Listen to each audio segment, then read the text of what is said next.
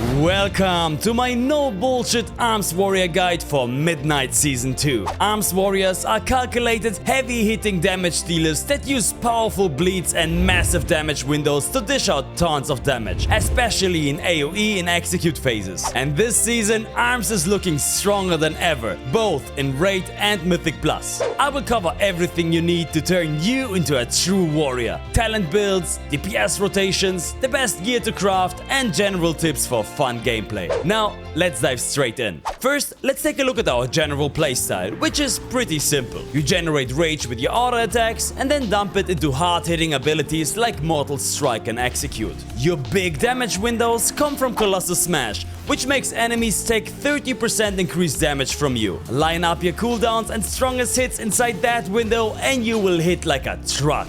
Now, let's talk talents.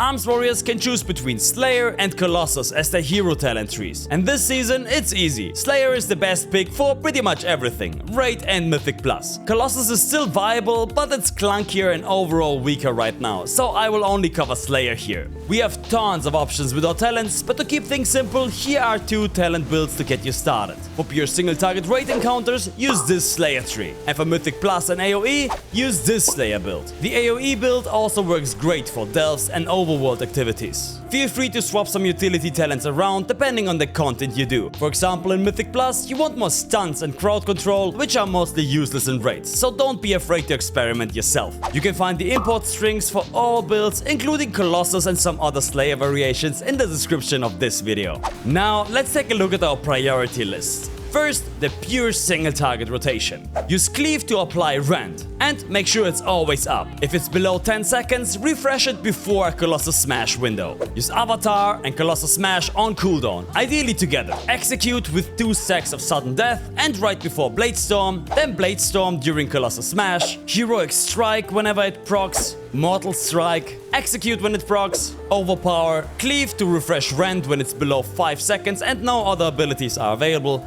and lastly Slam as a filler. 2 quick notes on this list. When Heroic Strike procs, it replaces your Slam button, so make sure to use it even before Mortal Strike. It just hits very hard. And your Sudden Death procs charge up your next Bladestorm through the talent Imminent Demise. That's why you dump an Execute right before Bladestorm. Speaking of Execute, Arms shine in Execute phases, but the priority changes a bit. You still use Avatar, Colossus Smash and Bladestorm on cooldown, but then Heroic Strike whenever it procs, Mortal Strike only with 2 stacks of Executioner's Precision, Execute when it procs or if you're above 40 Rage, and Overpower if you're low on Rage.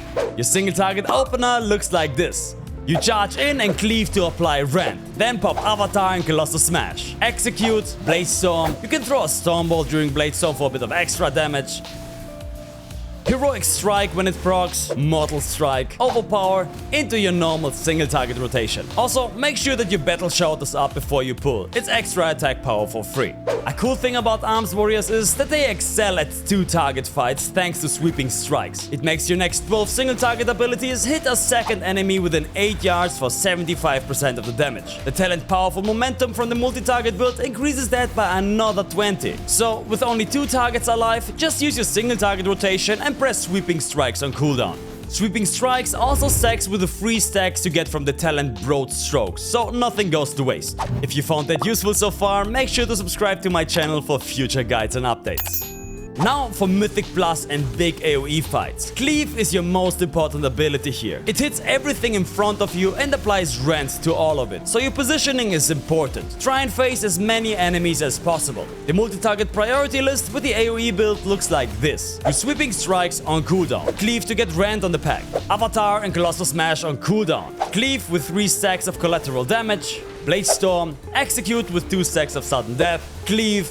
Overpower with 2 charges, Execute when it procs, Overpower, Execute, and lastly Mortal Strike. This sounds complicated because everything relies on procs, but you will get used to it. The talent Fervor of Battle automatically casts Slam or Heroic Strike for you when you cleave 3 or more targets, so never press Slam manually in AOE. One more thing, there is no Execute rotation in AOE. With 3 or more targets alive, just use the AOE priority list, even during the Execute phases. Only use the Execute rotation during AOE if you really need one specific monster that fast. fast. And when you're down to a single target in Mythic Plus, like a boss, go back to the single target priority list from before.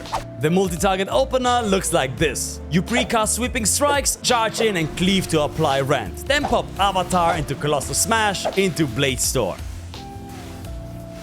When you stop spinning, cleave again into Overpower, execute when it procs, cleave one more time, and then switch to your normal multi-target rotation.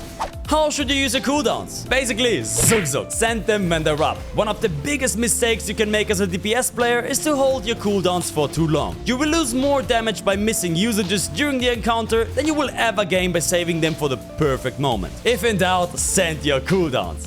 Only hold them if you know a big pull or important adds are just a few seconds away. And thanks to the talent Anger Management, every 20 rage you spend reduces the cooldown of Avatar and Colossal Smash. So while it seems like it desyncs often, just press Colossal Smash on cooldown. It will line up with Avatar automatically most of the time. And while we want to sync up Colossal Smash and Blade Storm as often as possible, it's a bit different in big AOE scenarios. You don't have to force it here. If the pack is dying now, using Blade Storm without Colossal Smash beats a perfect window later. It will resync again eventually anyways. Alright, we know how to do damage now, but how do we keep ourselves alive? If you're in danger, use Die by the Sword, Defensive Stance and Spell Reflection to reduce incoming damage. Die by the Sword not only decreases all damage taken, but also completely negates melee attacks in front of you for the duration. If you need healing, use Impending Victory to heal yourself. And when the whole group is in trouble, Rallying Cry gives everyone 10% temporary maximum health. Just make sure to use your defensives preemptively to mitigate incoming damage instead of using them when you're already at 5% HP. Better safe than sorry. Another important survivability tool is Pummel, or also known as Kick. Use it to interrupt spells to completely negate the damage of the cast. Yeah, I know, it's crazy. So while zigzagging is fun, being dead isn't, so make sure to interrupt as often as possible. Now for the stat priority. Most of the time, a higher item level with more strength will be better than your lower item level gear. Otherwise, you want to prioritize crit and haste, they are around the same, mastery and versatility. But as always, please make sure to sim your character to know what the best item is for you. You can check my simming guide in the top right corner.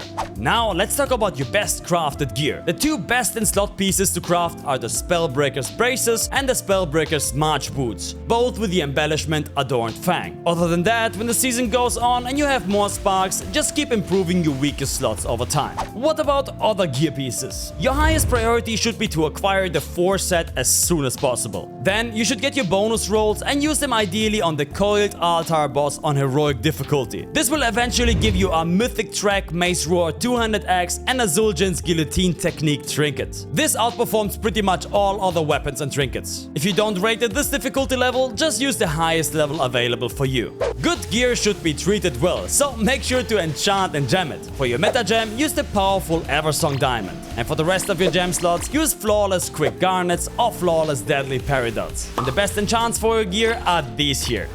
A good warrior is always prepared, so make sure to use these consumables here. Especially the concentrated Silver Moon health potion is extremely useful. It's basically an extra defensive cooldown that you get. And usually they're dirt cheap on the auction house and you don't even have to buy the rank 2 ones. Before we wrap up, here are the biggest mistakes I see arms warriors make. Number 1. Holding your cooldowns for too long. I can't emphasize this enough. Send them.